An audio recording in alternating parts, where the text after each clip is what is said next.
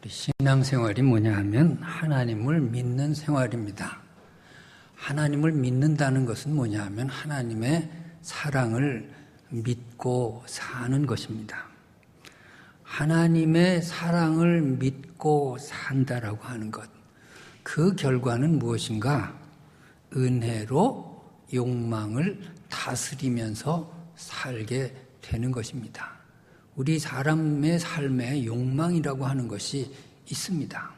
이 욕망, 욕심, 이것이 내 삶의 주인이 돼가지고 나를 한없이 죄짓게 만들고 나쁜 길로 인도하고 감사가 달아나게 만드는 것입니다. 욕망의 노예가 될 때 우리는 어느 곳에서 있든지 감사가 없고 기쁨이 없습니다. 무엇을 얼마나 가졌든지 누리든지 간에 내 마음속에 평안은 없는 것입니다. 하나님을 믿는다는 것은 내 마음의 주인 노릇하는 이 욕망을 추방하고 하나님을 새 주인으로 모시는 것입니다. 하나님이 내 인생의 주인이고 하나님이 내 삶의 주인이 될 때에 나는 하나님의 사랑 안에서, 그 은혜 안에서 욕망을 다스리며 살아갈 수 있습니다. 사람이 살아가는데 욕망이 없을 수는 없습니다. 중요한 것은 욕망의 노예가 되어서 욕망이 내 안에 주인 노릇을 하느냐, 아니면 하나님을 내가 주인으로 모시고 하나님의 사랑 안에서 욕망을 컨트롤하면서 살 수 있느냐 하는 문제인 것입니다. 여러분, 하나님이 살아계심을 믿으시기 바랍니다. 그 하나님이 오늘 나를 사랑하심을 믿으시기 바랍니다. 그 하나님의 사랑으로 내 마음을 가득 채우고, 그리고 내 안의 욕심들, 욕망들을 수위 조절하면서 다스리면서 은혜 안에 살아가시는 여러분들 되시기 바랍니다. 인간이 살면서 가지는 여러 가지의 욕망들이 있습니다. 그 첫째는 생존욕이라고 하는 것입니다. 살고 싶은 욕망이 우리 모두에게 있는 것입니다. 여러분, 생존욕을 우리가 배제한 채 살아갈 수 없어요. 여기 앉아 있다라고 하는 것은 모두 다 생존욕을 전제해서 이 자리에 앉아 있는 것입니다. 죽고 싶은 사람 있습니까? 조용히 나가서 돌아가시기 바랍니다. 여기 앉아 있을 이유가 없어요. 여기 앉아 있다는 것은 살고 싶은 욕망이 전제된 것입니다. 이 생존욕은 끈질긴 것입니다. 모진 것입니다. 마지막 순간까지 생존욕을 포기하지 않는 것입니다. 재미있는 이야기가 있습니다. 옛날에 불란서에서 단두대가 만들어졌는데 어떤 죄수가 단두대에 이제 사형을 당하게 됐습니다.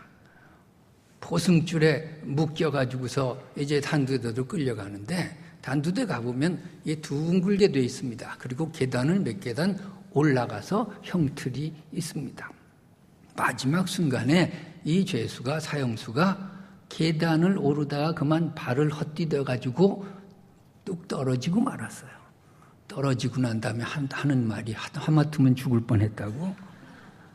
이미 죽어야 될 목숨인데 마지막까지 살고 싶은 것입니다. 이 생존욕이 때때로 반사작용을 일으켜서 반대로 말이 나갑니다.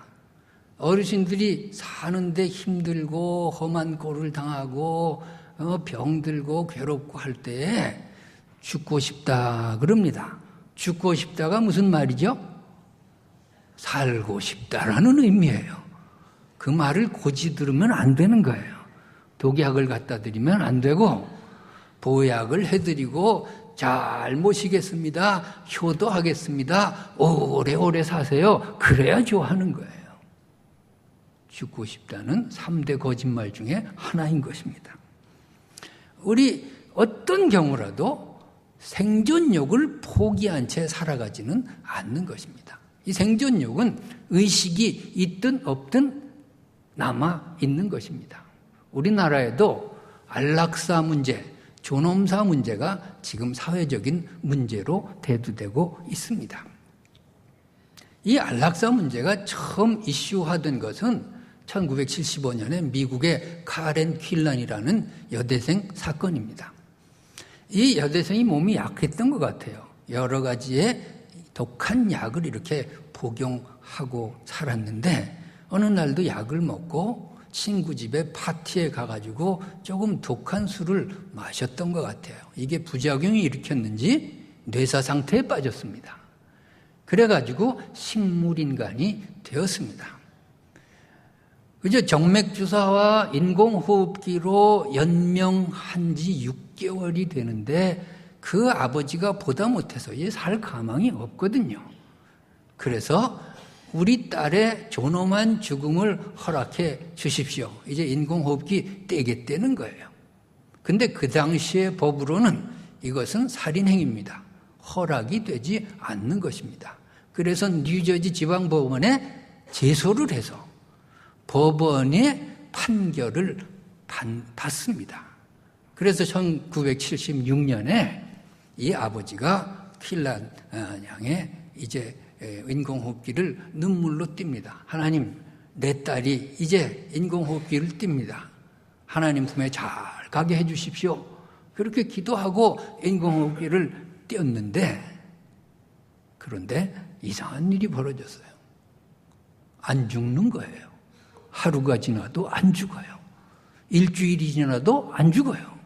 한 달이 지나도 안 죽어요. 1년이 지나도 안 죽어요. 10년을 더 살았어요. 1986년에 세상을 떠납니다. 의식은 없어도 살고자 하는 욕망, 이것이 끈질기게 남아 있는 것입니다. 생존욕은 정당한 것입니다.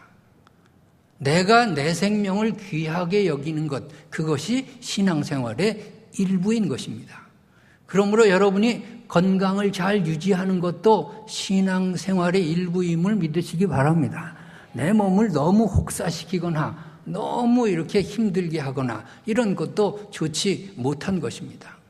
금식을 밥 먹듯 한다, 이거 별로 그렇게 좋아 보이지 않습니다. 먹을 때 먹으십시오. 먹을 때 먹고 잠잘 때 자고 그렇게 해서 건강을 잘 유지하는 것도 신앙의 일부인 것입니다. 그래서 내가 내 생명을 귀하게 여기고 잘 보존해서 그 에너지로 하나님의 일도 하고 사회에 맡겨주신 이 일도 잘 감당하는 것이 신앙생활인 줄로 믿습니다. 남의 생명도 귀한 거예요. 남의 생명을 해치거나 남에게 상해를 가하거나 이런 것은 신앙생활의 금기사항인 것입니다. 무슨 자살, 폭탄, 테러 이런 종교가 세상에 어디가 있습니까? 이것은 잘못된 신앙이고 이것은 하나님이 미워하시는 것입니다. 내 생명도 귀하고 남의 생명도 귀하게 여길 줄 아는 그런 신앙적인 윤리가 있어야 하겠습니다.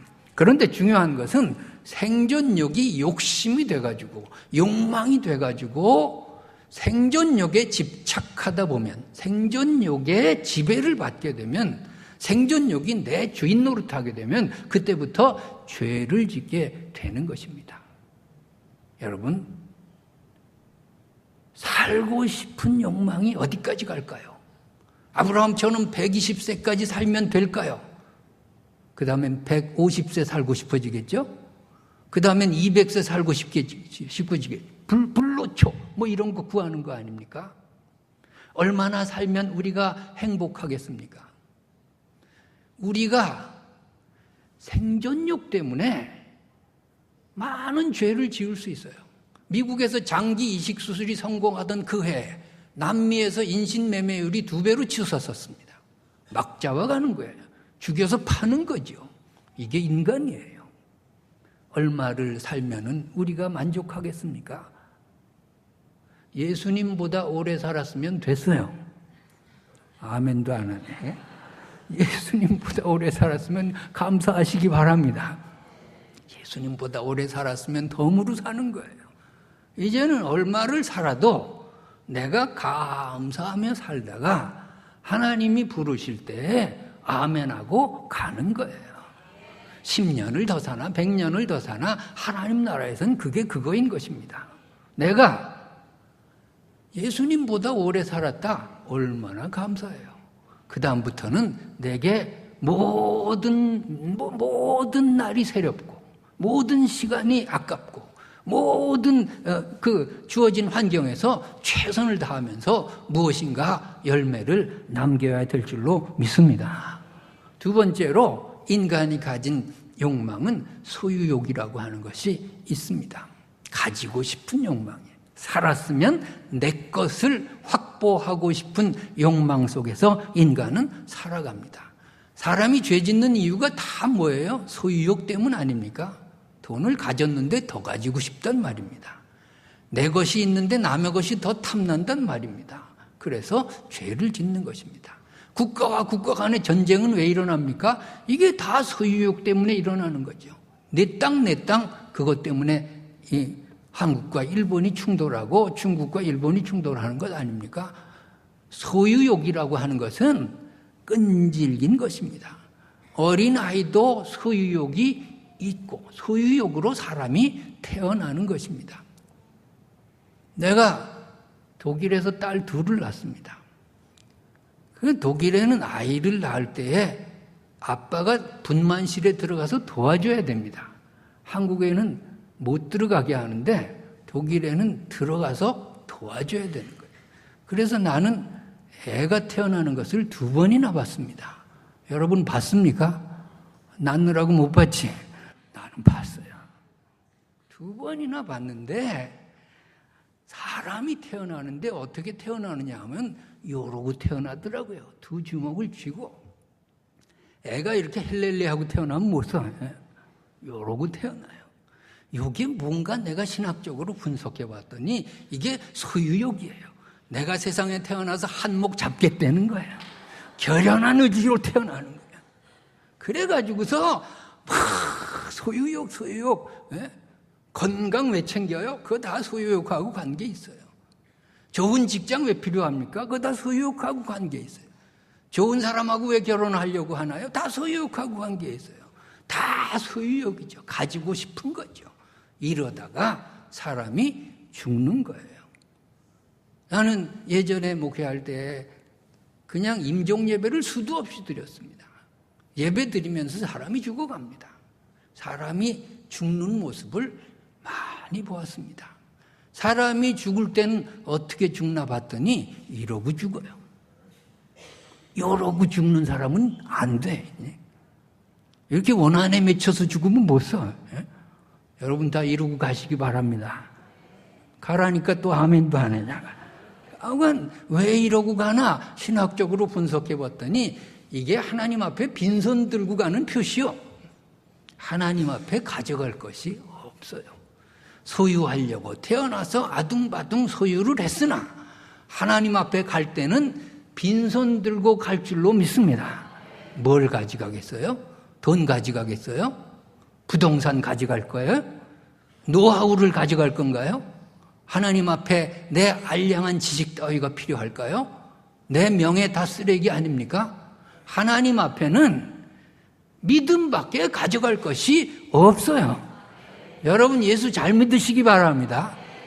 돈 때문에 거짓말하고 돈 때문에 신앙 양식 팔아먹고 소유욕 때문에 죄 짓고 그러고 하나님 앞에 뭘 가져갈 겁니까? 그렇게 세상 것이 그렇게 좋습니까? 거짓말해서라도 내 것, 욕심내서라도 남의 것을 내 것으로 해야 되겠습니까? 여러분 예수 잘 믿고 믿음 가지고 천국 가시기 바랍니다. 그래요. 세상에 어떤 것도 내가 세상에서 누리는 것이지 하나님 나라에 가져갈 것은 없어요. 자, 기본적인 소유욕은 정당한 것입니다. 집 한 채 갖고 싶은 것, 의식주 문제 해결하고 싶은 것, 그것은 정당한 것이에요. 일용할 양식을 주십시오라고 하는 주기도문의 말씀은 정당한 것입니다. 잠언의 말씀도 내게 부하게도 마시고 가난하게도 마시고 이런 기도가 있어요. 의식주의 문제, 그것은 정당한 것입니다. 그런데 소유욕이 욕심이 되고 소유욕이 나를 지배하고 소유욕이 내 삶의 주인 노릇하면은 얼마를 가진들 행복하겠습니까? 얼마의 돈이 필요합니까? 100억 드리면 되겠습니까? 100억 가지면 200억 가지고 싶겠죠. 200억 가지면 1000억 가지고 싶겠죠. 왜 신문이나 방송에 나는 사람들이 왜 죄를 짓나요? 그 사람들이 먹고 살 것이 없어서 죄를 짓나요? 누릴 만큼 누리고 가질 만큼 가졌는데 왜 또 욕심내서 그렇게 패가망신하나요? 욕망의 노예가 돼서 그래요. 소유욕이 자기 주인 노릇하니까 정신을 못 차리는 것입니다. 여러분, 신앙은 내 삶의 주인을 하나님으로 모시는 것입니다. 그래서 믿음 안에서, 은혜 안에서 소유욕을 다스리는 것입니다. 소유욕을 컨트롤하는 것입니다. 그래서 내가 얼마를 가졌든지 간에 하나님의 사랑 안에서 그대로 감사하고 그대로 기뻐하고 그대로 행복한 것이 신앙 생활인 것입니다. 얼마를 가지면 행복할까요? 얼마를 가지면 만족할까요? 적어도 예수님보다 많이 가졌으면 됐어요. 그러면 감사하시기 바랍니다. 예수님이 부자일까? 내가 부자일까? 예수님은 집이 없어요. 여우도 굴이 있고 공중의 새도 깃들 곳이 있지만 인자는 머리 둘 곳이 없노라. 집이 없으세요. 전셋집이나 월세집이나 없어요. 그래서 맨날 빈들에서 사시고 겟세마네 동산에서 기도하셨어요.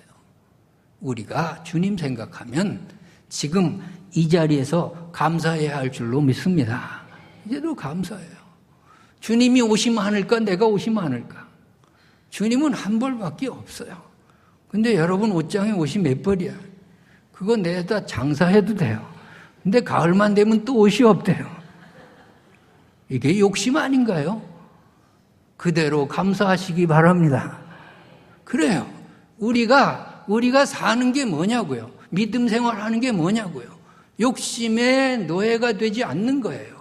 하나님이 내 인생의 주인이 되는 거예요. 세상의 모든 욕망은 그 안에서 잠자는 것이고 컨트롤되는 것이고 다스려지는 거예요.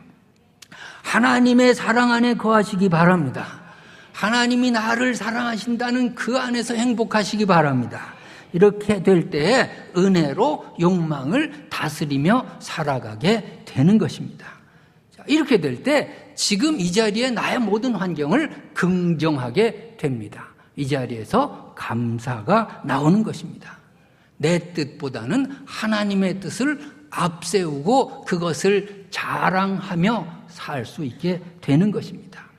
자, 이런 마음이 있을 때 우리는 몇 가지 축복을 받게 됩니다. 첫째로 과거의 고난을 은혜로 재해석하는 축복을 누리게 되는 것입니다. 오늘 본문 7절에 보니까 여러 계시를 받은 것이 지극히 크므로 너무 자만하지 않게 하시려고 내 육체의 가시 곧 사탄의 사자를 주셨으니 이는 나를 쳐서 너무 자만하지 않게 하려 하심이라. 분명히 가신데 하나님의 사랑 안에서 사도 바울은 재해석하고 있습니다. 이것이 나를 교만하게 하지 않는 하나님의 은혜요 축복이라고 고백하고 있는 것입니다. 가시를 욕망의 노예가 될 때는 한없이 하나님을 불평할 수 있는 재료인 것입니다. 그런데 하나님이 내 주인이 되고 하나님의 사랑 안에서 내 육체의 가시를 생각하니까 이것도 은혜요.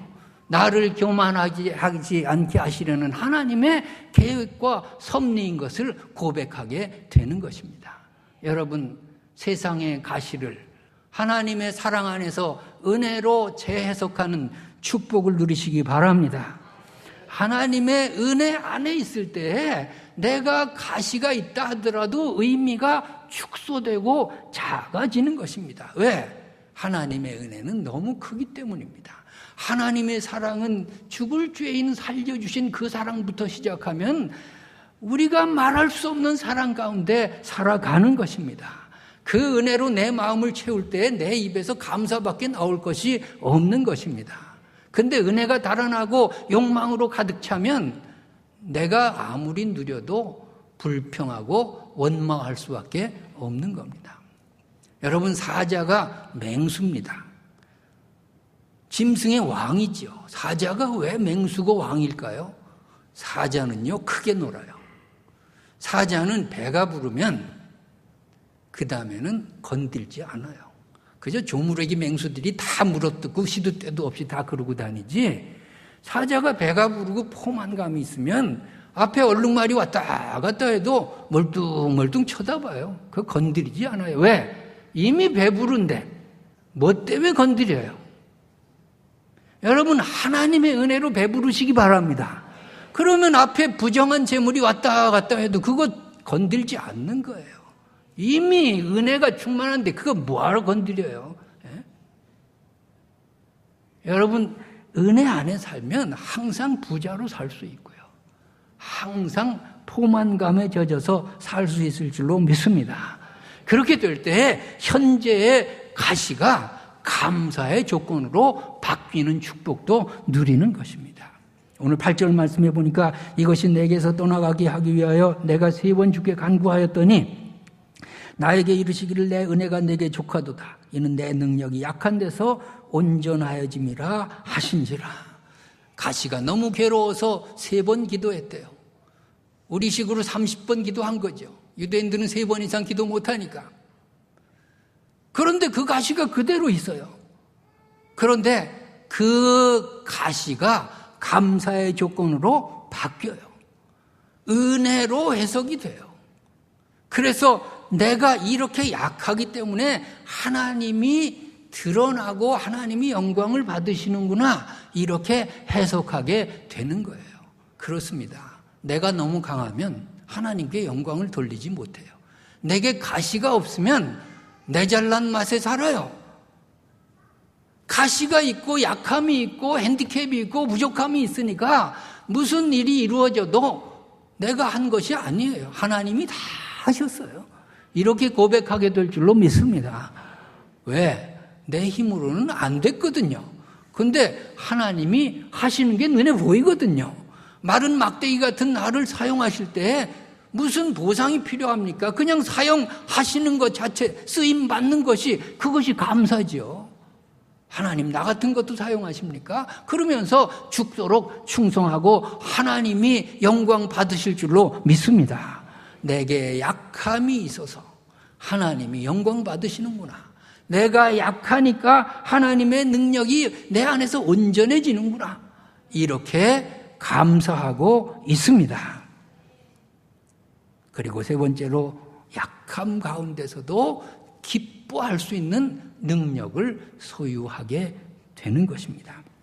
9절에 보니까 그러므로 도리어 크게 기뻐함으로 나의 여러 약한 것들에 대하여 자랑하리니 이는 그리스도의 능력이 내게 머물게 하려 함이라. 크게 기뻐했다. 약함을 그대로 두고 가시를 그대로 두고 풀리지 않는 문제를 그대로 두고 크게 기뻐해요. 여러분, 이것이 신앙이에요. 왜? 하나님이 내 주인이시거든요. 하나님이 나를 사랑하시거든요. 이 모든 것의 의미를 발견하거든요. 하나님은 틀림없는 분이라고 믿거든요. 여러분, 가시를 몸에 안고 크게 기뻐하는 축복 누리시기 바랍니다. 이것이 시편 23편 아닌가요? 다윗이 그냥 그 환경 속에서, 그 가시의 환경 속에서 여호와는 나의 목자시니 내게 부족함이 없습니다. 이게 기쁨의 고백 아닌가요? 이것이 성명의 시인 아닌가요? 지체장애자, 정신지체자, 그 성명의 시인이 공평하신 하나님이 남이 갖지 못한 건 내게 주셨다고 고백하지 않나요? 그것이 시가 되고 노래가 되고 감동으로 전달되지 않나요? 여러분, 내가 신앙생활 한다는 것은 이 땅에서 많이 누리는 것이 아닙니다. 내가 많이 소유하고 자랑하는 것이 아닙니다. 오래오래 살고 남부럽지 않게 살면서 자랑하는 것이 아닙니다. 얼마를 살건 얼마를 소유하든 어떤 환경에 있든지 초막이나 궁궐이나 하나님이 내 삶의 주인이 되시고 그 하나님의 사랑 안에서 모든 환경 안에서 내가 감사하고 기뻐하고 그리고 하나님의 은혜 안에 모든 것을 은혜로 해석하는 귀한 축복 안에 살 수 있는 여러분들 되시기를 바랍니다. 기도하겠습니다.